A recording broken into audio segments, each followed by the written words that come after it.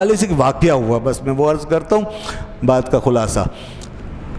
اکرمہ بن ابی جہل صحابی ہو گئے تھے، بعد میں مسلمان ہو گئے، ابو جہل کے بیٹے تھے، تو بعد میں اسلام لے آئے۔ پہلے تو بڑے مخالف تھے، ظاہر ہے اتنے بڑے دشمن رسول کے، دشمن خدا کے بیٹے، وہ بھی مخالفت پہ چلے جا رہے تھے، حتیٰ کہ مکہ فتح ہوا، اس وقت بھی وہ لڑنے کے موڈ میں تھے، تیر کمان ہاتھ میں لیے مار رہے تھے، اور ایک مسلمان کو شہید بھی کر دیا انہوں نے۔ اس کے بعد جب انہوں نے دیکھا کہ مکہ فتح ہو ہی گیا تو اب کوئی راستہ نہیں، بھاگو اب۔ پھر نفرت ایسی تھی مطلب ان کے دل میں کہ وہ بھاگے وہاں سے، بجائے اس کے بارگاہ رسالت میں حاضر ہوتے۔ انہوں نے کہا میں یہاں سے نکل ہی جاؤں تاکہ اسلام قبول نہ کرنا پڑے۔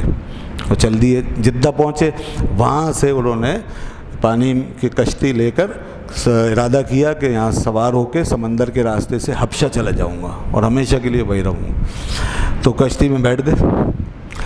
کشتی جب بیچ سمندر میں پہنچی نا تو اس کو لگی آندھی، موجیں متموج ہو گئیں، آندھی آ گئی اور کشتی چپولے کھانا شروع ہو گئے۔ اب وہ جتنے بیٹھے ہوئے تھے کشتی میں لوگ، وہ سارے مشرک تھے، وہ سب اپنے جھوٹے خداؤں کو پکارنے لگے، کوئی لات کو، کوئی عزا کو، کچھ بھی نہیں ہوا، کشتی اسی طرح ہچکولے کھا رہی تھی۔ اس کے بعد انہوں نے کہا کہ بھائی یہ تو ہمارے کوئی کام نہیں آیا، تو چلیں اب مسلمانوں کے خدا کو یاد کر کے دیکھتے ہیں۔ تو انہوں نے پھر اللہ رب العزت کو پکارا۔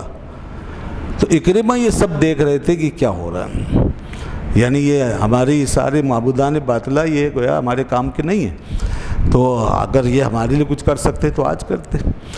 تو انہوں نے، حضرت اکرمہ نے کہا اے اللہ، اب دل میں اللہ کو پکارا، اللہ کو یاد کیا اور کہا اے مالک و مولا، اے اللہ اگر تو مجھے اس سے نکال دے، ان آفیتنی مما انا فیہ، آج جس میں پھنس گیا ہوں اس مصیبت سے اگر تو مجھے نکال دے تو اللہم لک العہد، اے اللہ تجھ سے وعدہ کرتا ہوں ان آتی محمدن، محمد صلی اللہ علیہ وسلم کی خدمت میں حاضر ہو جاؤں گا، حتیٰ اضع یدی فی یدہ، اور اپنا ہاتھ ان کے ہاتھ میں دے دوں گا۔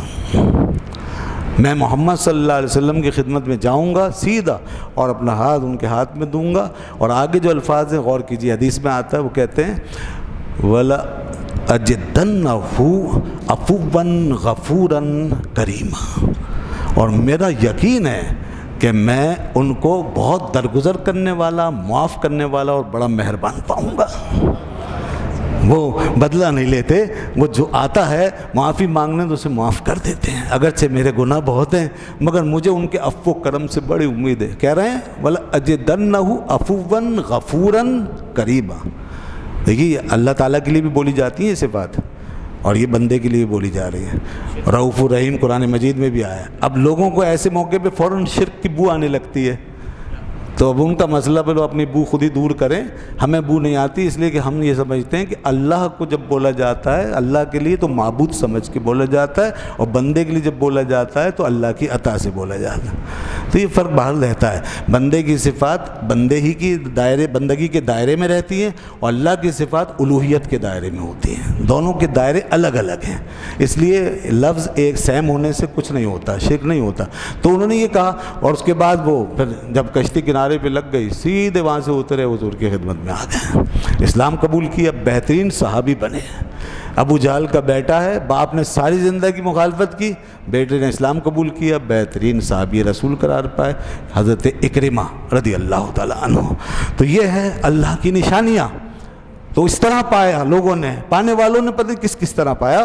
بہرحال کائنات میں ہر جگہ اس کی نشانی موجود ہے، ہمارے من میں نشانی موجود ہے، ہمارے تاریخ میں اللہ نے تاریخی واقعات بھی بیان فرمائے، اور فرمایا سابقہ قوموں کے حالات پر بھی غور کرو، اس میں بھی تمہیں پتہ چلے گا کہ وہ کون تھا جس نے عاد و سمود کو اکھاڑ دیا، وہ کون تھا جس نے طوفان نوح بھیجا ہے، وہ کون تھا جس نے قوموں کو مٹا دیا سفیستی سے۔ موئنجو دڑو کے کھنڈات اسی خالق کے قہار و جبار کا پتہ بتاتے ہیں، ہڑپا کے کھنڈات اسی کے ہستی کو بتاتے ہیں، یہ ساری تاریخ بھی یہی تو وہی ہے وَيَبْقَى وَجْهُ رَبِّكَ ذُو الْجَلَالِ وَالْإِكْرَامِ، بس اسی کی ذات رہ جائے گی۔